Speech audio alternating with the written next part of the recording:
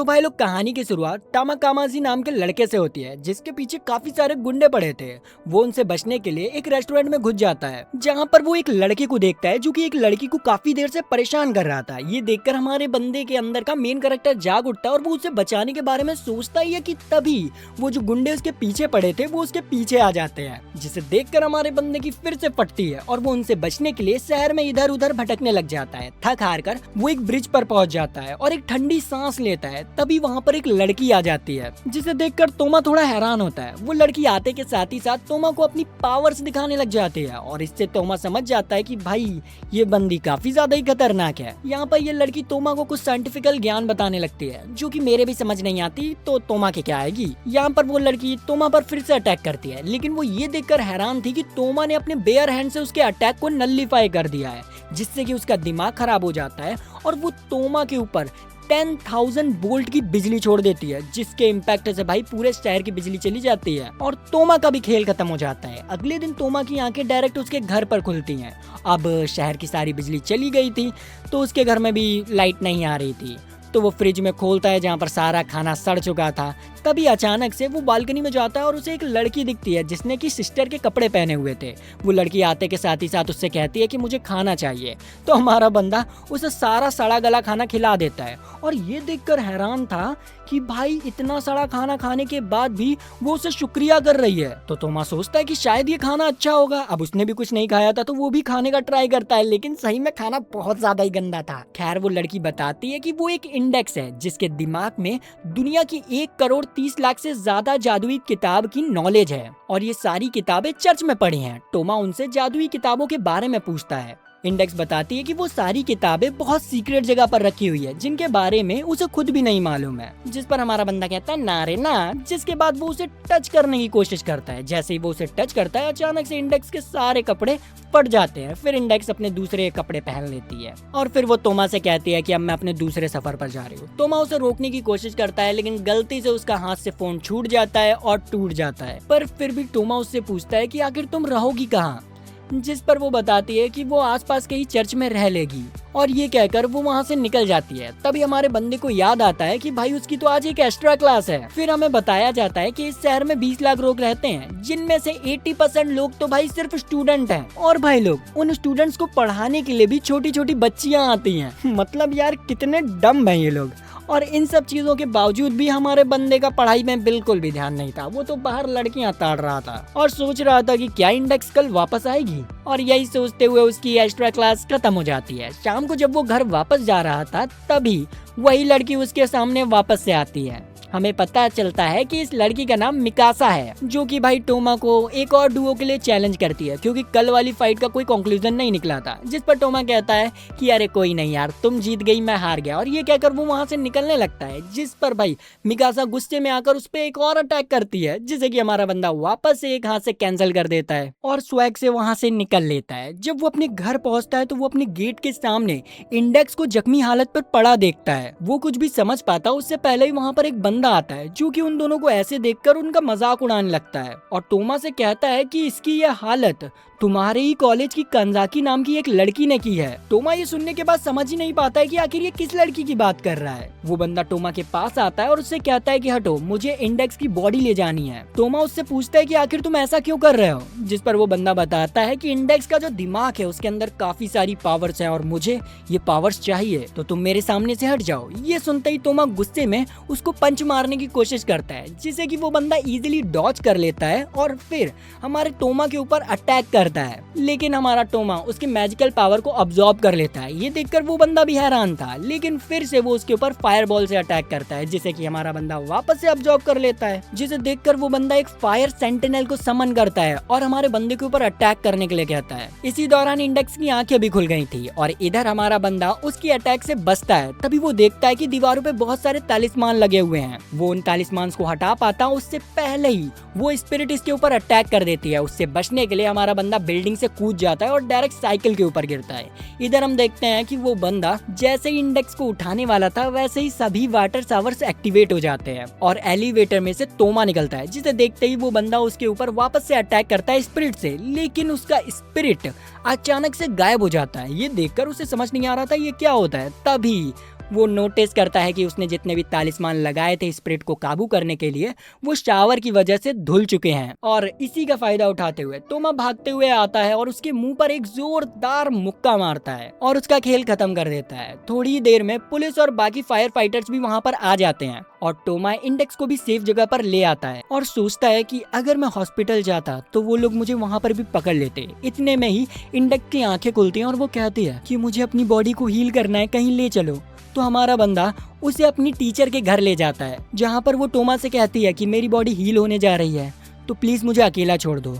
टोमा तुरंत ही उस रूम से निकलकर वहां से भाग जाता है और हम देखते हैं कि उसे भागते हुए कंजाकी नाम की वही लड़की देख रही होती है। इधर इंडेक्स एक रिचुअल परफॉर्म करती है जिसके लिए वो टीचर से कुछ चीजें मांगती है, जैसे गुड़िया, कुछ पेपर और मेमोरी कार्ड्स भी। वो लोग रिचुअल स्टार्ट करते हैं जहाँ पर टीचर उसके बोले गए मंत्र को रिपीट कर रही होती है, जिससे कि भाई पूरा रूम वाइब्रेट करने लगता है और टीचर जमीन के अंदर घुसने लगती है। उन्हें कुछ समझ आ पाता उससे पहले ही सब कुछ नॉर्मल हो जाता है और वहाँ पर एक सुंदर सी एंजल अपीयर होती है और वो हमारी बंदी को पूरी तरीके से हील कर देती है। रिचुअल कंप्लीट होने के बाद इंडेक्स वहाँ पर बेहोश हो जाती है। वेल अगले दिन तोमा वहाँ वापस आता है। वो देखता है कि इंडेक्स ने टीचर के कपड़े पहने हुए हैं और वो काफी ज्यादा क्यूट लग रही थी उसमें, और दोनों यहाँ पर एक जुड़वा बहने लग रही थी। टीचर यहाँ पर शर्माते हुए उन्हें छोड़कर सुपरमार्केट चली जाती है, जिसके बाद इंडेक्स तोमा से कहती है कि मास्टर कोमोको तो काफी ज्यादा ही अच्छी हैं, उन्होंने मेरा काफी ध्यान रखा। जिस पर हमारा बंदा थोड़ा सा हंसता है। फिर वो उससे कल होने वाले अटैक के बारे में पूछता है, जिस पर हमारी बंदी बताने लगती है कि पहले के ज़माने में सभी लोगों के चर्च सिर्फ एक हुआ करते थे, लेकिन पावर की लालच में उन लोगों ने अपने धर्म बदल दिए, अपने चर्च बदल दिए और अपने जादू को बेहतर साबित करने के लिए आपस में लड़ने लग गए, जिस वजह से मैंने काफ़ी समय पहले दुनिया की सारी जादुई ताकतों को अपने दिमाग में सील कर लिया, एक लाइब्रेरी के रूप में। ये सुनकर तोमा उस पर गुस्सा करता है और कहता है कि तुमने मुझे पहले क्यों नहीं बताया। अब समझ आ रहा है कि वो लोग तुम्हारे पीछे क्यों पड़े थे। इंडेक्स अपना फेस छुपाते हुए कहती है कि मुझे लगा था कि तुम मुझ पर भरोसा नहीं करोगे, जिस पर वो कहता है कि बकवास बंद करो, अब से मैं तुम्हें प्रोटेक्ट करूंगा। वहीं हम कंजाकी और स्टाइल को देखते हैं, जो कि उन दोनों को दूर से खड़े होकर देख रहे थे। कंजाकी उस आदमी से कहती है कि हमें इस बंदे पर भी नजर रखनी होगी, जिस पर स्टाइल कहता है कि नहीं, वो एक नॉर्मल इंसान है, हमारा कुछ भी नहीं बिगाड़ पाएगा। खैर रात में हम देखते हैं कि ये दोनों नहाने के लिए पब्लिक बाथरूम में जा रहे होते हैं, जहाँ पर इंडेक्स उससे पूछती है कि आखिर वहाँ पर क्या होता है, जिस पर तोमा उसे सब कुछ समझाने लगता है और कहता है कि काफी ज्यादा ही मजा आएगा, जिससे सुनकर इंडेक्स काफी ज्यादा ही एक्साइटेड होती है। यहाँ पर तोमा उसे थोड़ा सा छेड़ भी देता है, ये कहते हुए कि तुम बहुत छोटी सी हो, कहीं पानी में डूब मत जाना। ये सुनकर इंडेक्स काफी ज्यादा ही गुस्से में आ जाती है और उसके ऊपर अटैक कर देती है और वहाँ से गुस्से में भाग जाती है। अब हमारा बंदा इंडेक्स को ढूंढ रहा होता है कि आखिर ये गई तो गई कहाँ। तभी अचानक से उसके आजू बाजू का माहौल सारा शांत हो जाता है। वो हैरान होता है, तभी सामने से कंजाकी आती है। इस पॉइंट पर हमारे बंदे को पता नहीं था ये कौन है, तो कंजाकी कहती है कि मैं तुम्हें अपना नाम बताऊं उससे पहले ही मैं तुम्हें बता दूं कि इंडेक्स हमारी है, तो उसे हमारे हवाले कर दो। हमारा बंदा समझ जाता है कि वो आदमी जिस लड़की की बात कर रहा था वो यही है, मतलब ये कंजाकी है, और वो उससे कहता है कि नहीं, मैं ऐसा कुछ नहीं करने वाला। ये सुनते ही कंजाकी उसके ऊपर अटैक कर देती है, जिससे कि हमारा बंदा बाल बाल बचता है। लेकिन फिर से कंजाकी उससे कहती है कि बताओ इंडेक्स कहाँ है। हमारा बंदा वापस से कहता है कि मुझे नहीं मालूम, और ये सुनते ही कंजाकी उसके ऊपर वापस से अटैक करने लग जाती है बहुत सारे स्वॉर्ड स्लैशेस से, जिसके जवाब में तोमा भी उसके ऊपर अटैक करने के लिए बढ़ता है। लेकिन जैसे ही वो उसके पास पहुंचता है, उसका राइट हैंड बुरी तरीके से इंजर्ड हो जाता है और वो जमीन पर गिर जाता है। इसी दौरान वो देखता है कि उस लड़की के चारों तरफ बहुत सारी थ्रेड्स लगे हैं जो कि उसे प्रोटेक्ट कर रहे हैं, पर तोमा फिर भी उसके ऊपर अटैक करता है क्योंकि उसे इंडेक्स को बचाना था, जिस पर कंजाकी काफी इरिटेट हो जाती है और अपनी स्वॉर्ड से उसके पेट में मारकर उसे वापस से जमीन पर गिरा देती है और उसके सीने पर पैर रखते हुए कहती है कि अब हार मान जाओ। जिस पर हमारा बंदा कहता है कि भले ही तुम मुझे मार दो, लेकिन मैं इंडेक्स को कुछ नहीं होने दूंगा। तभी कंजाकी बताती है कि इंडेक्स एक्चुअली में उसकी कलीग है और वो भी चाहती है कि इंडेक्स को फ्री कर दिया जाए क्योंकि उसकी ब्रेन की स्टोरेज फुल हो चुकी है और अगर उसका ब्रेन ओवरलोड हो गया तो वो हमेशा के लिए खत्म हो जाएगी। ये सुनकर हमारा बंदा थोड़ा हैरान होता है और उससे पूछता है तो क्या किया जा सकता है, जिस पर कंजाकी बताती है कि इसके लिए हमें उसके कुछ मेमोरीज को डिलीट करना होगा ताकि उसका ब्रेन ओवरलोड ना हो, इसीलिए हमें इंडेक्स चाहिए ताकि हम उसे बचा सके। तोमा को उसकी सारी बातें झूठी लग रही होती हैं, जहाँ गुस्से में फिर आकर कंजाकी उस पर लगातार बहुत सारे अटैक करती है और उसकी अधमरी हालत कर देती है। बेहोश होते हुए तोमा उससे कहता है कि मैं इंडेक्स को कुछ नहीं होने दूंगा और फिर बेहोश हो जाता है। वहीं दूसरी तरफ हम मिकासा और उसकी बहन को देखते हैं जो कि शॉपिंग करके आ रहे होते हैं। तभी वो लोग एक ब्रिज में बहुत बड़ी रॉड को गिरा हुआ देखते हैं। वहीं पर मिकासा इंडेक्स को भी नोटिस करती है पर वो इस पर ज्यादा ध्यान नहीं देती।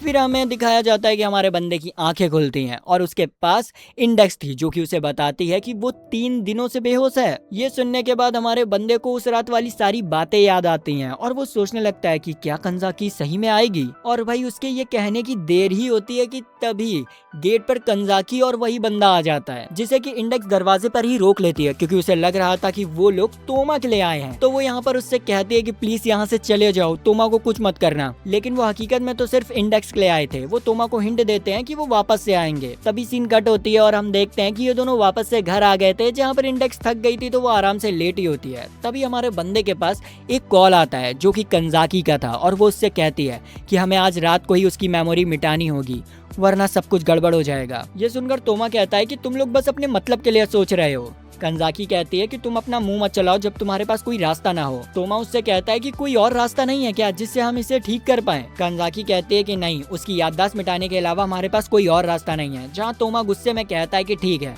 फिर तुम आओ, मुझसे लड़ो, उसके बाद जो करना है वो कर लेना। ये कहकर वो तुरंत ही कॉल काट देता है और फिर वो बहुत सारी बुक्स को पढ़ने लगता है ताकि वो इंडेक्स के इलाज का कोई रास्ता ढूंढ पाए और अपने दोस्तों को भी कॉल करता है कि ताकि उनके पास कोई रास्ता हो। लेकिन इस समय बहुत ज्यादा ही रात हो रही थी तो कोई भी उसका कॉल नहीं उठाता है और इतने में ही भाई ये दोनों भी वहाँ पर आ जाते हैं इंडेक्स को लेने के लिए। वो देखते हैं कि इंडेक्स की हालत काफी ज्यादा ही खराब हो चुकी थी। हमारा बंदा उनसे कहता है कि क्या सही में कोई और रास्ता नहीं है, जिस पर साइन उसका सर पकड़ते हुए कहता है कि देखो इसे, क्या तुम्हारे पास कोई और रास्ता है इसे बचाने का। तोमा को इंडेक्स के साथ बिताए गए सारे पल याद आने लग जाते हैं और वो कुछ भी नहीं कह पाता है। साइन कहता है कि हम 12:05 पर रिचुअल स्टार्ट करेंगे और ये कहकर वो दीवार पर बहुत सारे सिंबल बनाने लग जाता है। इतने में ही इंडेक्स को भी होश आ जाता है। हमारा बंदा उसके पास जाता है और उससे बात करते हुए कहता है कि अगली बार मैं और ज्यादा ही ताकतवर बनूंगा। ये सुनते ही इंडेक्स वापस से बेहोश हो जाती है। ये देखकर तोमा रोने लग जाता है। तभी अचानक से उसके दिमाग में एक बात क्लिक होती है तो वो सोचता है कि इंडेक्स के दिमाग की 85% मेमोरी जादुई किताब से भर गई है लेकिन अभी भी 15% मेमोरी है और केंजाकी ने जो 18-15 का हिसाब लगाया है वो कुछ गलत है। तभी हमारा बंदा अपनी टीचर को कॉल करता है और उन्हें इन सब चीजों के बारे में बताता है, जिस पर वो बताती है कि 15 का जो फिगर है वो बिल्कुल ही गलत है क्योंकि एक इंसान अपने दिमाग में 140 साल का नॉलेज भी रख सकता है। ये सुनते ही हमारा बंदा समझ चुका था कि पक्का या तो चर्च वाले गलत बोल रहे हैं या तो केंजाकी गलत बोल रही है। हमारा बंदा तुरंत ही अपने हाथ की पट्टी हटाता है और इंडेक्स के सर पर रख देता है ताकि वो उसके मैजिक को न्यूट्रल कर पाए, लेकिन इससे कोई भी असर नहीं होता तो वो अपने हाथ को उसके मुंह में डाल देता है। अंदर डालते ही उसको अजीब सा महसूस होता है और उसे एक जोरदार झटका लगता है। यहाँ तभी इंडेक्स की पूरी बॉडी डार्क मैजिक से भर जाती है और वो उठते के साथ ही साथ हमारे बंदे के ऊपर अटैक कर देती है। ये देखकर केंजाकी और सिग्नेचर भी वहाँ पर आ जाते हैं लेकिन इंडेक्स रुकती नहीं है और हमारे बंदे के ऊपर लेजर से अटैक करती है जिसे कि वो अपने राइट हैंड से रोकने की कोशिश करता है और वो उन दोनों को बताता है कि चर्च ने उन लोगों से झूठ बोला है और वो बार बार इसकी यादें इसीलिए मिटाते थे ताकि वो मैजिकल बुक्स के बारे में किसी को बता ना पाए। ये सुनकर ये दोनों ही हैरान हो जाते हैं। इधर इंडेक्स अपनी पावर्स को बढ़ा लेती है। ये देखकर साइन डिसाइड करता है कि वो हमारे बंदे की मदद करेगा और वो उनके चारों तरफ तलिस्मान की दीवार खड़ी कर देता है जिससे टकरा कर इंडेक्स की लेजर डिफ्लेक्ट हो जाती है आसमान की तरफ और एक सैटेलाइट को डिस्ट्रॉय कर देती है। पर इंडेक्स यहाँ पर भी नहीं मानती और एक और बार हमारे बंदे के ऊपर अटैक करती है। इस बार साइन अपना फायर स्पीड समन करता है लेकिन उस लेजर के सामने वो भी नहीं टिक पाता है। पर इतने में ही टोमा को टाइम मिल चुका था। वो भागते हुए इंडेक्स के पास जाता है, उसके सर पर हाथ रखकर उसकी सारी पावर्स को अब्सॉर्ब कर लेता है जिससे कि इंडेक्स वहीं पर बेहोश हो जाती है। अब टोमा ने इतनी सारी पावर्स अब्सॉर्ब की थी कि वो भी एकदम से बेहोश हो जाता है। अगली सुबह डॉक्टर न्यूज पढ़ता है और इंडेक्स से पूछता है कि कल एक सैटेलाइट तबाह हो गया, कहीं इसमें तुम लोगों का हाथ तो नहीं। इस पर इंडेक्स कुछ भी नहीं कहती है। तभी डॉक्टर बताता है कि सिग्नेचर और काजी ने टोमा के लिए एक लेटर छोड़ा है। इंडेक्स उस लेटर को देखकर काफी क्यूरियस हो जाती है और उसे पढ़ने लग जाती है। केंजाकी ने लिखा था कि टोमा कल तुमने हमारी बहुत ज्यादा ही मदद करी है। वैसे तो हम तुम्हें बहुत कुछ बताना चाहते हैं लेकिन अभी हम एक मिशन पर जा रहे हैं जहां पर हमें बहुत सारा डाटा इकट्ठा करना है और सच के बारे में भी जानना है, इसीलिए तब तक के लिए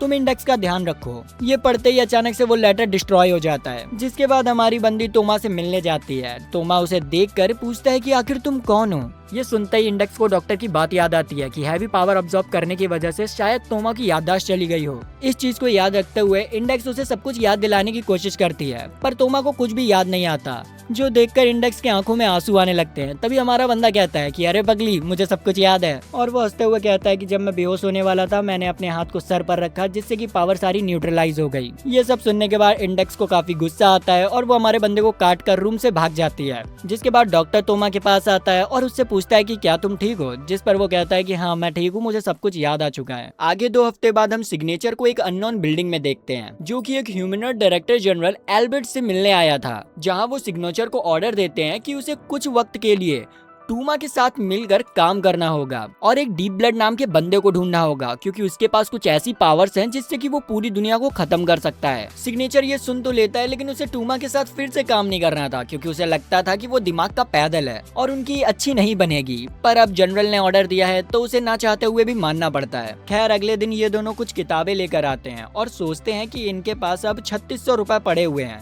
इनका वो क्या करेंगे। तोमा गुस्से में कहता है कि किताबों की जगह इससे अच्छा मैं कुछ और खरीद लेता, लेकिन तभी वो देखता है कि इंडेक्स एक आइसक्रीम के बोर्ड को काफी गौर से देख रही है। तो तोमा उससे पूछता है कि क्या तुम इसे खाना चाहती हो, लेकिन इंडेक्स अपना मन मारते हुए कहते हैं कि नहीं नहीं नहीं, हम एक प्रीस्ट हैं और हम ये सारी चीजें नहीं खाते हैं। उसे ऐसे बात करते हुए देखकर हमारा बंदा सोचने लगता है कि सही में पता नहीं इसका क्या होगा। और तभी अचानक से इंडेक्स का मूड बदलता है और वो उससे कहती है कि हाँ हाँ मुझे ये खानी है, चलो खाते हैं।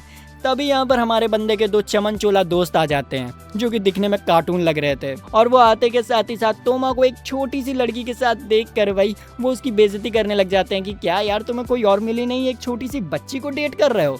ये सुनकर भाई एलिजाबेथ काफी ज्यादा ही गुस्से में आ जाती है, लेकिन वो इसी चीज का फायदा बहुत अच्छे से उठाते हुए तोमा से कहती है कि चलो मुझे आइसक्रीम खिलाओ चल के। ये देखकर तोमा तो भाई पूरा शर्म से पानी पानी हो जाता है और उसे ना चाहते हुए भी इन सबको एक मील खिलानी पड़ती है पूरी। इधर तोमा जैसे ही ऊपर आता है वो देखता है कि इंडेक्स के टेबल पर एक लड़की सो रही है। बहुत मेहनत करने के बाद वो जैसे तैसे कर उस लड़की को उठाते हैं। उठते ही वो लड़की इंडेक्स को देखते हुए कहती है कि इस लड़की की वजह से मेरे 100 रुपए खोए हैं, चलो मुझे 100 रुपए दो। जिस पर तोमा साफ मना कर देता है कि मैं अपने 100 रुपए तुम्हें क्यों दूं। तभी वहाँ पर बहुत सारे बॉडीगार्ड आ जाते हैं, जिनके पास जाकर वो लड़की उनसे भी भाई 100 रुपए मांगने लग जाती है और वो दे भी देते हैं। यहाँ पर हमें पता चलता है कि ये तो इसके क्लास टीचर है और ये लड़की खुद भी एक मैजिशियन है। ये सब बताने के बाद वो लोग वहाँ से निकल जाते हैं।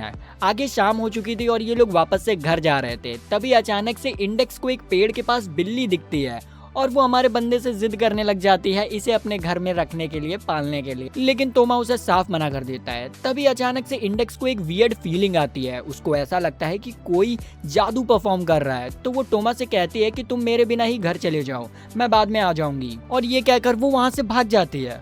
तोमा उसका पीछा कर पाता उससे पहले ही वहाँ पर साइन आ जाता है, जो कि आते के साथ ही साथ उसके ऊपर अटैक कर देता है, जिसे कि हमारा बंदा आराम से अपने हाथों से ब्लॉक कर देता है और कहता है कि क्या कर रहे हो, पागल हो गए हो क्या। जिस पर सिग्नेचर कहता है कि मैं तो बस देख रहा था कि क्या तुम सही हो, मतलब देखने का तरीका बड़ा कैजुअल था। खैर, सिग्नेचर उसे एक कॉन्फिडेंशियल डॉक्यूमेंट दिखाता है और कहता है कि तुमने मेवाशा क्रम स्कूल के बारे में कुछ सुना है, वहाँ पर एक लड़की है जिसे हमें बचाना है एलोलेस लिजार्ड नाम के एक बंदे से, क्योंकि उसके पास एक ऐसी पावर्स है जिससे कि वो वैम्पायर्स को खत्म कर सकता है। वैम्पायर्स के बारे में सुनकर हमारा बंदा थोड़ा हैरान था, क्योंकि उसे लगता नहीं था कि वैम्पायर्स हकीकत में भी एग्जिस्ट करते हैं। सिग्नेचर कहता है कि मुझे भी इसके बारे में इतनी जानकारी नहीं है, इसलिए मैं तुम्हारे पास आया हूँ। पर तोमा साफ मना कर देता है उसकी मदद करने के लिए, जिस पर सिग्नेचर उससे कहता है कि ठीक है, तो फिर मैं इंडेक्स को ले जाऊंगा, आगे तुम्हारी मर्जी। और ये कहकर वो वहाँ से चला जाता है। फिर हमारा बंदा भी घर आ जाता है, जहाँ पे उसे इंडेक्स दिखती है जिसका पेट बाहर निकला हुआ था। वो इस बारे में पूछता है तो वो बोलती है कि आज मैंने बहुत सारा ही खाना खाया है, लेकिन हमारे बंदे को उस पर शक होता है।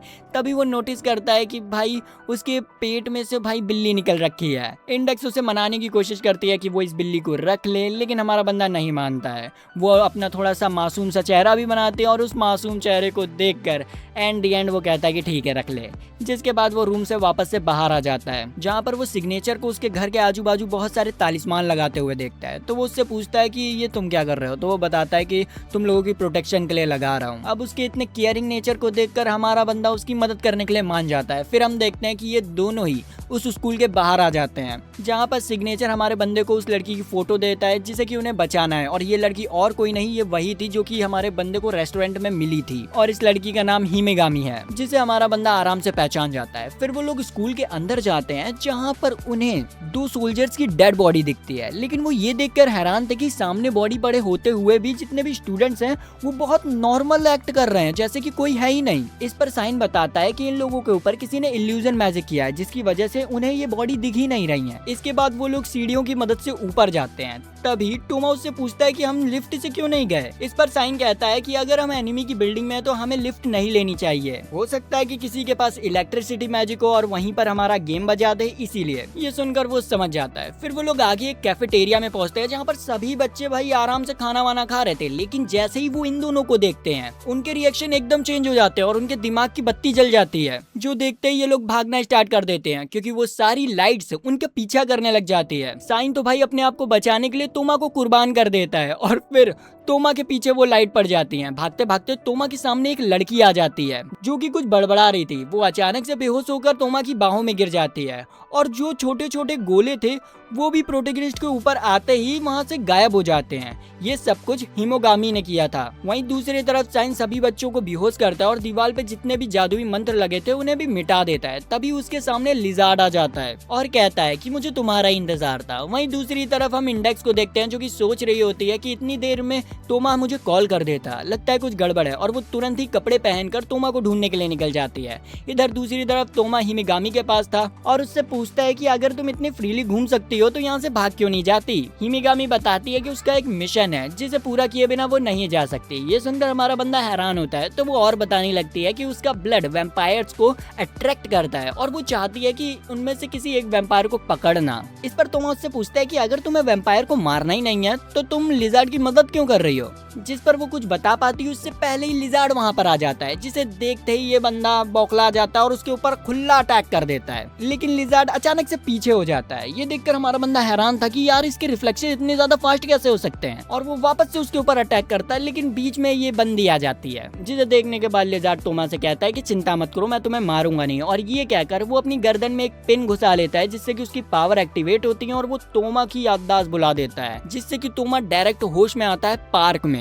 और उसके बगल में साइन था जो कि उससे कहता है कि अगर तुम मेरे साथ हो इसका मतलब हम अभी भी जापान में हैं और तुम्हें लगता है कि हम कुछ इंपॉर्टेंट चीज भूल रहे हैं। ये सुनकर तोमा अपनी याददाश्त पर जोर डालने के लिए अपने हाथ को सर पर रखता है, तभी उसकी पावर्स की वजह से उसे सब कुछ याद आ जाता है और फिर वो स्केच से कहता है कि जरा अपनी जीभ बाहर निकालना। जैसे ही वो ऐसा करता है तो हमारा बंदा उसे जोरदार मुक्का मारता है। ऐसा वो इसलिए करता है क्योंकि साइन ने उसको चारा बनाने के लिए छोड़ दिया था। वहीं दूसरी तरफ इंडेक्स तोमा को ढूंढते हुए स्कूल में पहुंचती है। जैसे ही वो एंटर करती है तो उसके सामने लिजार्ड था जो कि उसके ऊपर जादू कर उसे बेहोश कर देता है। इधर ये दोनों भागते हुए स्कूल की बिल्डिंग के पास पहुंचते हैं जहां पर वो देखते हैं कि 5-6 नाइट्स खड़े होकर एक रिचुअल परफॉर्म कर रहे होते हैं, जिससे कि आसमान लाल हो जाता है। अचानक से बिल्डिंग टूटने लग जाती है, लेकिन फिर सब कुछ नॉर्मल हो जाता है। इधर टोमा एक बिल्ली की आवाज सुनता है जो कि इंडेक्स के कपड़ों में से बाहर आती है। वहीं हम इंडेक्स को देखते हैं जिसे कि लिजार्ड लेकर जा रहा होता है और एक टेबल पर लिटा देता है। हिमागामी वहीं पर खड़ी थी जो कि उससे पूछती है आखिर ये लड़की कौन है। लिजार्ड कहता है कि चिंता मत करो, तुम्हें जल्द ही अपने दुख तकलीफों से छुट्टी मिल जाएगी। तभी वहाँ पर ये दोनों भी पहुँच जाते हैं। सिग्नेचर उसके रिचुअल को देखकर समझ जाता है कि ये वही रिचुअल करने वाला है जो कि इन लोगों ने उसके ऊपर करने की कोशिश की थी। सिग्नेचर तोमा को बताता भी है कि ये जो लिजार्ड है वो उसका पार्टनर रह चुका है। फिर वो लिजार्ड से कहता है कि तुम जो रिचुअल करने की कोशिश कर रहे हो ना, वो रिचुअल हम कर चुके हैं और ये काम बिल्कुल भी नहीं करता है। ये सुनकर लिजार्ड हैरान हो जाता है और उसे उनकी बातों पर विश्वास नहीं होता है। तो सिग्नेचर कहता है कि ठीक है भाई, तुझे जो करना है वो कर, लेकिन फिर बाद में रिग्रेट मत करना। ये सब सुनने के बाद लिजार्ड भाई फ्रस्ट्रेशन में हंसता है और गुस्से में उनको जमीन पर धंसा देता है और उनके ऊपर फिर से अटैक करने वाला था, लेकिन ये लड़की बीच में आ जाती है। पर लिजार्ड नहीं रुकता है और उससे कहता है कि मर जाओ। उसके इतना कहते ही अचानक से हिमागी अनकॉन्शियस हो जाती है और हमें उसका फ्लैशबैक दिखाया जाता है जब वो पहली बार लिजार्ड से मिली थी। वैम्पायर होने के बावजूद भी वो उस पर विश्वास करती है। इधर हमारा बंदा उसे पकड़ लेता है, जिस वजह से लिजार्ड की पावर उसके ऊपर से डीएक्टिवेट हो जाती है। तो मैं यहाँ डिसाइड करता है कि अब तो वो लिजार्ड का गेम बजा कर ही रहेगा, जहाँ पर लिजार्ड हर तरीके से हमारे बंदे को मारने की कोशिश करता है, लेकिन टोमा अपनी पावर्स की मदद से उसके हर एक अटैक को जीरो कर देता है। ये देखकर लिजार्ड उसको शूट कर देता है और कहता है कि मैं तुम्हें इतनी आसानी से नहीं मारूंगा, तुम मेरा इंटरटेनमेंट हो। और फिर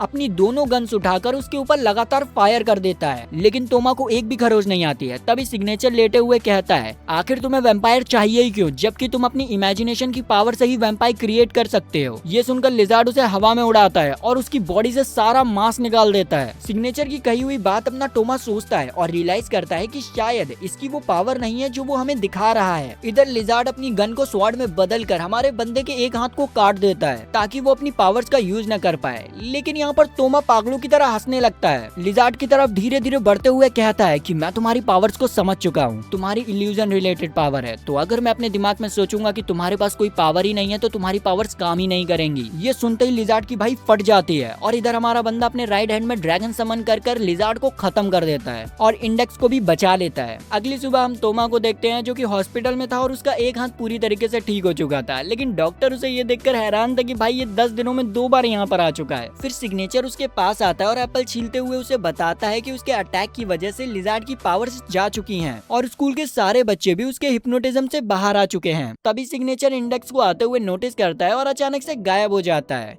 जहाँ इंडेक्स उसके पास आकर उसके प्लेट से भाई एप्पल खाने लग जाती है। उसी के पीछे हिमिगामी भी वहाँ पर पहुँच जाती है और तोमा से शुक्रिया करती है उसकी जान बचाने के लिए। और भाई इसी के साथ इस एनिमे का पहला सीजन खत्म होता है। तो अगर आपको वीडियो अच्छी लगी, लाइक सब्सक्राइब घंटा दबाएं, हमारी फैमिली में आ जाएं। तो मिलते हैं नेक्स्ट वीडियो में, तब तक के लिए बाय बाय।